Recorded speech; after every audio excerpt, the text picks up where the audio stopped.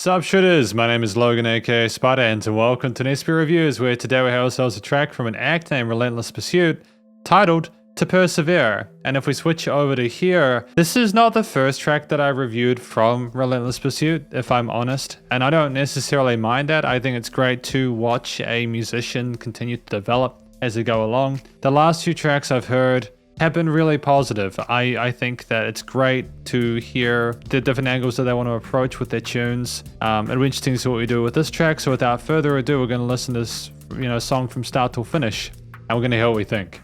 Let's go. It's hella heavy off the bat with the guitars and drums.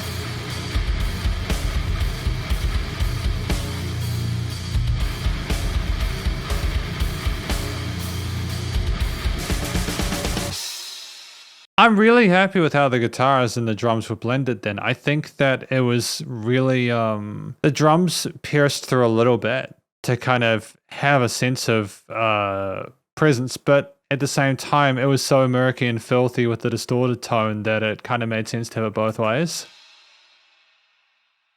I'm just a human with a character that sense.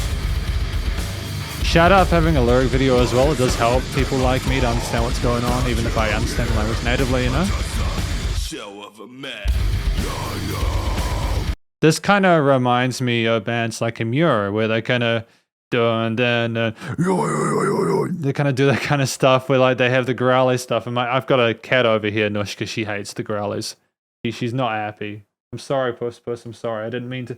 I scared the cat over here when I did the growlies and it wasn't nearly as loud as I hear some people do it. Some vocalists have they're phenomenally loud when they do that. I don't know how they do it. It's just vocal technique, I suppose, but Relentless Pursuit's got it. I like the range here with the different deliveries there.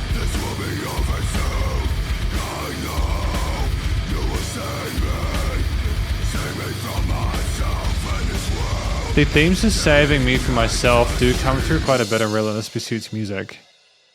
I'm noticing the little consistencies there thematically. It's a matter of time before I can stop. Become alive. A shattered place. Are you willing to persevere? Tragedy shakes on very foundation. Are you willing to testify to the ones unwilling to listen? That's fantastic. I mean, like, if we just pause for a second, this is what I talk about watching a musician develop over time. I'm hearing this and genuinely, I have no complaints. Everything sounds really neatly balanced. Atmosphere, the environment that's being staged here, presented. If I hadn't heard Relentless Pursuit's previous stuff, I would have just thought that all of it was at this level. And I'm not saying it to be nice just for the sake of being nice. I think that this is actually pretty good. There's lots of range with the percussion, the vocals are interesting to listen to, the guitars are heavy as hell.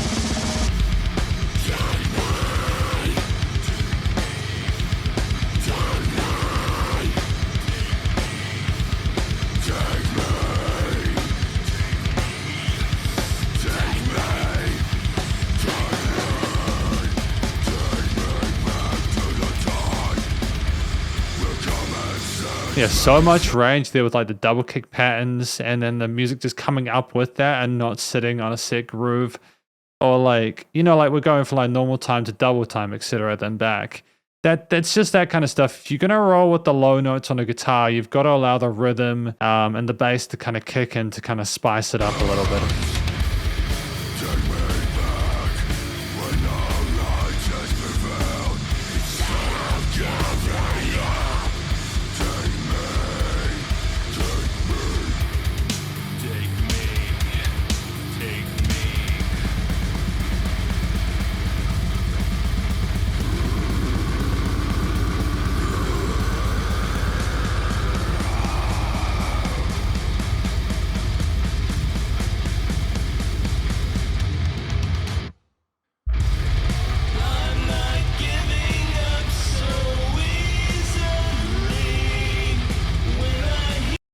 The clean vocals are coming along. It still sounds like we're a little bit sort of like reliant on our throat. We're not maybe getting as much sort of like air through from our chest as or our diaphragm as we need to be doing for these notes.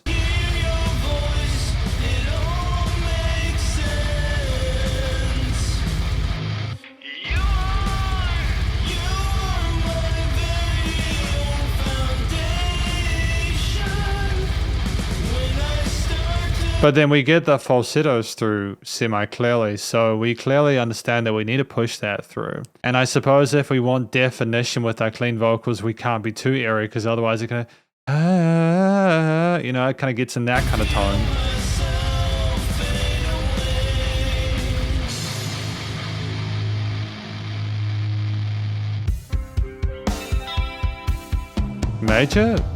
Major tones? We've kind of got a little bit more kind of well, it's definitely quirky sounding. It's crazy that we've kind of softened or mellowed out a little bit here. I wasn't expecting it. Piano is a nice touch though, the mid to high range, dancing across the stereo field and frequency spectrum.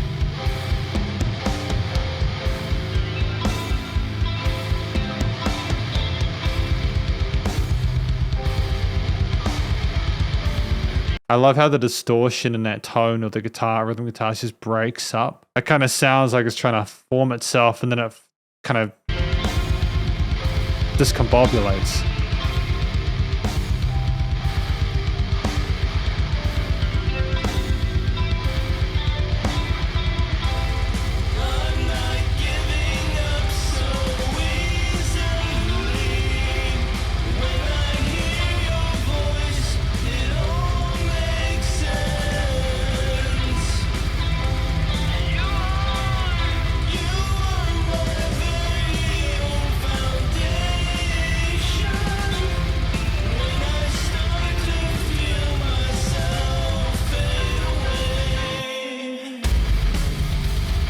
I mean, having the bass drop there to come in after that hook there, fade away, and then boom. That's symbolic.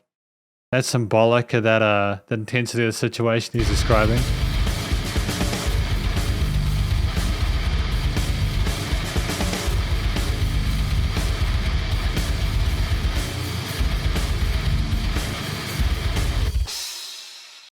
Okay. All right. That was a hell of a tune. Stereo 27 Productions. Ah, okay. Nice. That's cool. Well done. It's great to see that we're branching out into different forms of like audiovisual media and stuff like that. Like, I mean, don't get me wrong. I know that Relentless Pursuit's been doing that for a while, but like, yeah, that was a really sick video. I'm happy with it. Because this is the conclusion of my review of this track, To Persevere by Relentless Pursuit. What do I think this track is about? I think this track, if I'm not mistaken, is about someone who is basically communicating that they are grateful for someone helping to keep them together, to be the foundation when they fall apart, to save them from whatever they're going to, their own, whatever sort of demons they're trying to deal with, to persevere in the faith of that person. That's basically, or that other person is persevering for them. I think that's basically it. Submit to the concept that that person gets you through and that you need them in order to be able to kind of, and that you've got to kind of like deal with the pain and kind of tolerate it until the night ends, is my interpretation of this.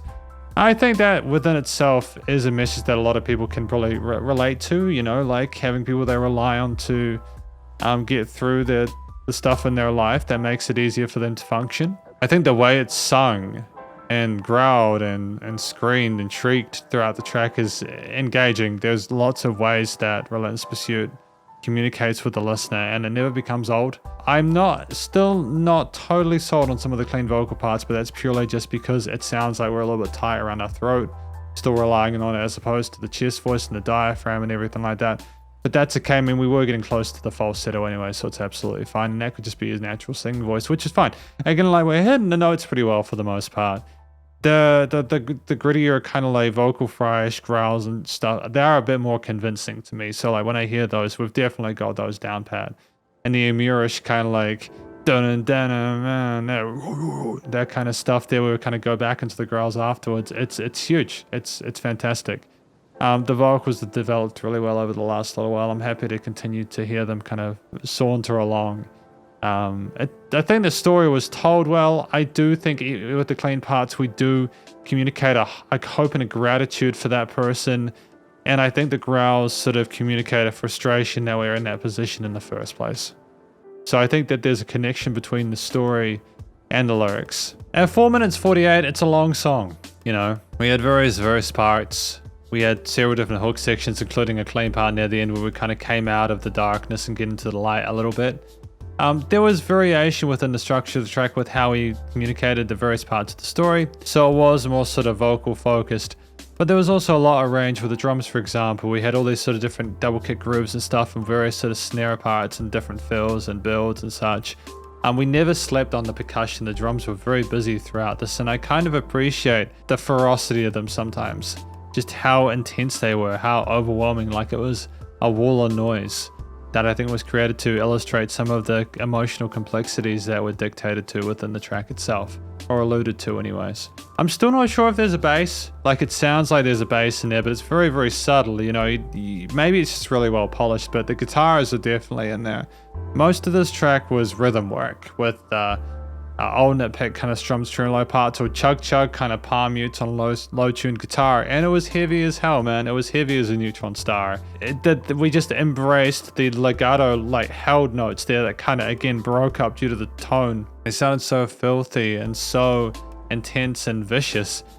To contrast with the piano parts, for example, which were gorgeous, you know. The piano parts, especially when we went up into that right hand, that higher range there, they were very elegant sounding.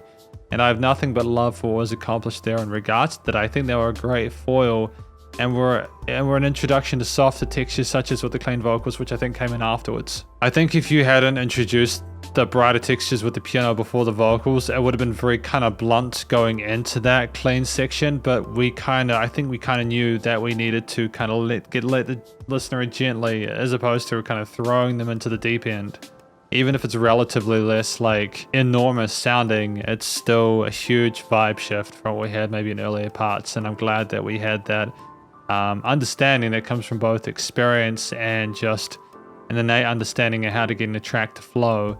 That I don't think I've ever spoken about how, like, when I listen to Relentless Pursuit's music, I'm never disappointed with the song structures. I find that typically they're really intriguing and engaging. Often you'll find that there are like sort of synth and piano parts later on or in the middle there will just kind of stop things, but it's not in a way which is too blunt, or it's not even ambiguous. It's more like you kind of pleasant. The uncertainty is very pleasant because it's almost like you welcome the strangeness, and you never really know what to expect, even if you're familiar with the way we do the rhythm guitars, with the way we do some of the piano parts, with the way these various instruments function within a track from Relentless Pursuit. But I'm really happy with how the tone sounded. Like the motif itself, you know, in the chorus parts we had the clean vocals, they were more positive sounding and uplifting, even though there was some kind of vicious elements to it. Like, don't get me wrong, it wasn't like happy-go-lucky, you know, smiley playtime. There was a bit of edginess to it. There was still a bit of spice to it, but definitely it was just ferocious in the heavy parts, and then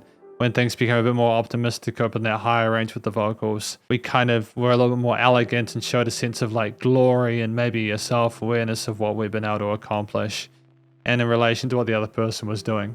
I think there was a great connection between the various elements of the mix, and I'm happy that I listened to it. Or should I say the elements of the arrangement, to be more precise, because we're not into the studio production yet, which we are now though, so we're now doing studio production, recording, mixing, mastering. You know, I haven't really got any complaints about it. I think that we did a great job with the way that we approached the filtering and recording EQ and the vocal parts. You know, some of the talked bits, spoken bits were a little bit quiet, but aside from that, it was fine.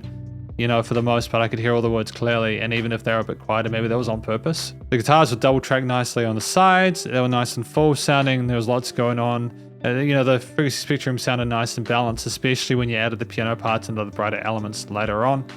The drums cut through the mix. They were feisty from start to finish and never let up, really, aside from when maybe we had a brief respite before, boom, kind of smashes us in, especially because we also had bass drops as well that I didn't mention before. We had those bass drops, which are usually more of like a post technique, unless you can get like a kick to trigger with those.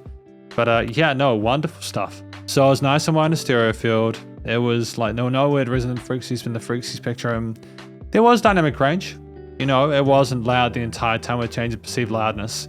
The leveling in general, aside from the quieter vocal parts occasionally, was good, and it was nice and loud without pumping. I mean, that's effectively my review of To Persevere by Relentless Pursuit, and hopefully you enjoyed it. If you did, please do go show us some love via the various social medias and the YouTube page, and stay cool and stay safe, and please remember to support your local musicians and artists at this point in time, as either help more than ever with all the crazy stuff going on in the world, and I'll catch you in the next review. Spiderhands Out.